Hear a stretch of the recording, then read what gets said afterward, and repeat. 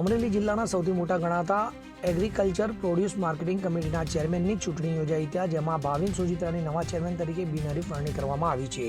અગાઉના ચેરમેન શૈલેષ સંઘાણીની 2.5 વર્ષની મુદત પૂર્ણ થતાં આ ચૂંટણી યોજવામાં આવી હતી। તો ભાવિન સોજીત્રા હવે આગામી 2.5 વર્ષ માટે જિલ્લા એપીએમસીની કમાન સંભાળશે। તો મહત્વનું છે કે ભાવિન સોજીત્રા અમરેલી એપીએમસીના તેરબિયા વિભાગમાંથી ડિરેક્ટર તરીકે ચૂંટાયેલા છે। તેમની બિનહરીફ વરણી ભાવનગર જિલ્લા રજિસ્ટ્રારની હાજરીમાં કરવામાં આવી હતી, જ્યારે તેમની પસંદગી પર મહોર મારી છે। તો ભાવિન સોજીત્રાના નેતૃત્વ હેઠળ હવે અમરેલી એપીએમસીના નવા કારોબારને નવી દિશા મળશે।